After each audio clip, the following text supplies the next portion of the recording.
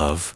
Throughout human history, it has been the subject of poetry, philosophy, and art, perhaps the most powerful emotion ever known. At some point in our lives, we all ask the same timeless question: why do we fall in love? Most of the time, we look for answers in what seems simple and obvious: physical attraction, shared interests, joyful memories together. Yet, beneath the surface, there are far deeper and more complex forces at play, hidden motives. Rooted in the unconscious mind, one of the greatest names in psychology, Carl Jung, offers us a fascinating perspective.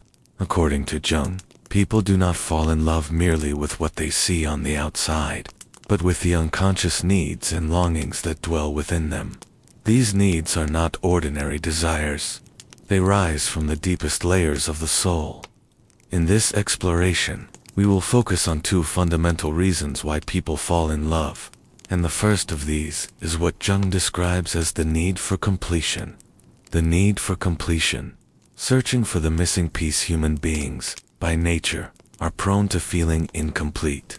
Each of us carries within a sense of something unfinished, a gap in our personality, our confidence, our courage, or our ability to feel and express emotions. And it is precisely here that love enters. When we encounter someone who embodies the very qualities we lack within ourselves, we feel an almost magnetic pull toward them. This attraction goes far beyond a casual crush. It is as if an invisible thread is drawing us closer, binding us to that person. Imagine someone who has always lived through logic, suppressing emotions, never comfortable expressing what they feel. When such a person meets someone who is spontaneous with emotions, expressive and unafraid to feel deeply, an unconscious admiration begins to grow. It is not simply about liking the other person.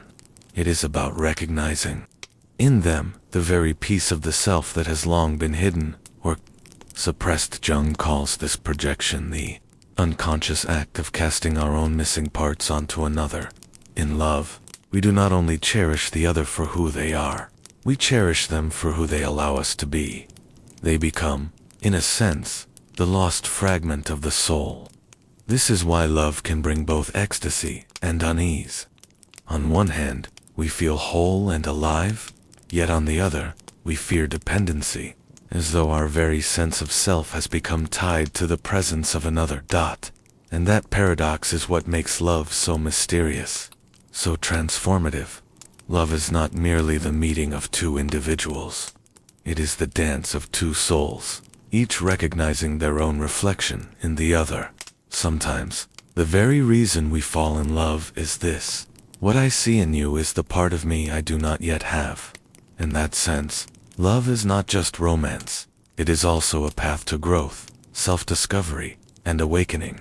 It invites us to face our own incompleteness and, through another, glimpse the fullness we secretly long for.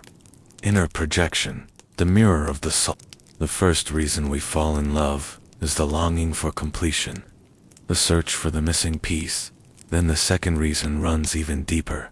It is a more mysterious, often unconscious process. Inner projection. Projection is one of the most fascinating mechanisms of the human psyche. The mind, often without awareness, casts onto others the emotions, desires, fears, and longings it cannot face within itself.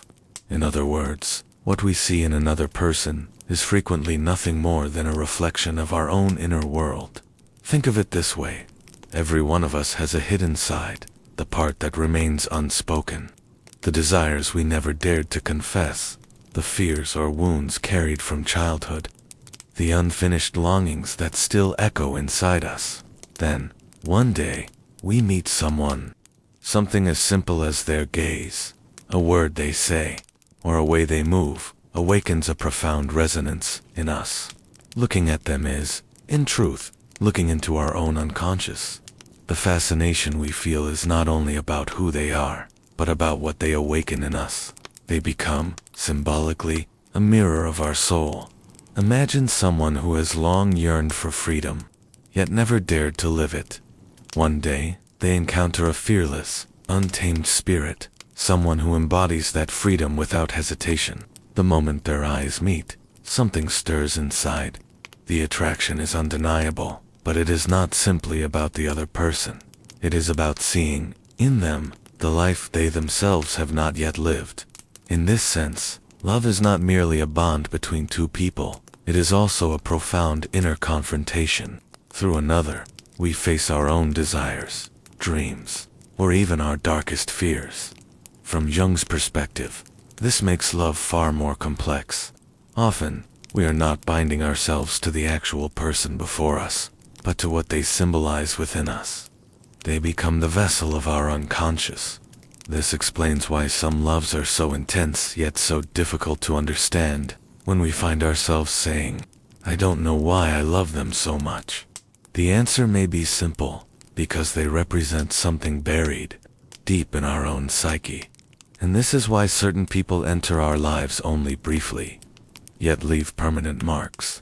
They may not stay, but they reveal something within us that had long been hidden. They awaken truths about ourselves we never knew were there. Ultimately, love born of projection is far more than a fleeting romance. It is the opening of a door, a passage into the depths of the soul. What we see in the other is rarely separate from us. Rather, it is our own secret longings, hidden fears, and deepest dreams reflected back at us. This is why some people strike us as indescribably special, because, in their eyes, we are not only seeing them, we are seeing ourselves. We are seeing the fragments of our spirit we had forgotten, the longings we denied, the shadows we avoided, and the possibilities we secretly hoped for. And so, love becomes both a revelation and a mirror. It shows us not just who the other person is, but who we truly are. The psychological foundations of love, some of Carl Jung's most influential concepts in psychology, also play a key role in helping us understand love. Among them, the notions of anima and animus are particularly important in grasping the unconscious workings of attraction. According to Jung, every man carries within his unconscious a feminine image, called the anima. This image is shaped not only by individual experience, but also by the collective unconscious. Likewise, every woman carries within her a masculine image, called the animus. These inner figures often serve as the underlying dynamics that open the door to love. When people encounter someone who reflects their inner anima, or animus, they feel an intense pull, something that happens unconsciously, guided entirely by the depths of the psyche. Here, the concept of projection becomes essential.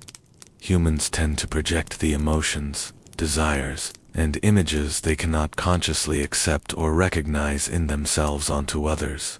For example, a woman may be drawn to a man not necessarily for who he is, but because he reflects qualities she has suppressed within herself, such as courage, freedom, or creativity. The same holds true for men.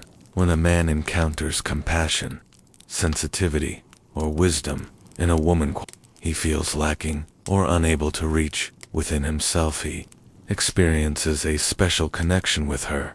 It is crucial to note that this is not about superficial seduction tricks or manipulative methods to make someone fall in love.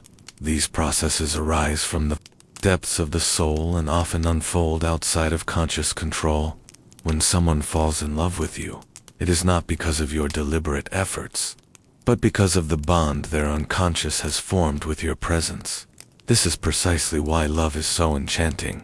It is unpredictable, mysterious, and beyond rational explanation. Another important point is that such projections and unconscious connections depend not only on you, but also on the psychological foundation of the other person. When two inner worlds complement each other, love can feel inevitable. Yet sometimes, this harmony is one-sided. You may find your anima or animus reflection in someone, while they may not find the same in you. This is why the pain of love can feel just as deep as its passion. For love is not merely a relationship, but rather a meeting between two unconscious worlds. The unconscious architecture of love shows us that we are not always as free in our choices as we like to believe. The intensity of attraction we feel is not random, it is tied to images and archetypes we have been carrying within us for years. Meeting someone who embodies those archetypes can feel like witnessing a scene that has been waiting to play out all along. This is why some loves strike us as destined from the very first encounter. In truth, it is the soul recognizing its own inner archetypes. In conclusion, people fall in love for two fundamental reasons: the need for completion and the drive of inner projection. One arises when we recognize in another the parts we feel missing within ourselves. The other occurs when we project our unconscious desires, fears, and longings onto someone else. In both cases, what we truly encounter is not merely the other person. Through them, we come face to face with our own inner world. That is why love is one of the most captivating yet transformative experiences in life. For when we fall in love with another, we are also falling in love with the depths of our own unconscious. And perhaps this is why love is never just the story of two people. Love is also the soul's journey toward discovering its own incompleteness, its hidden dreams, and its unspoken truths.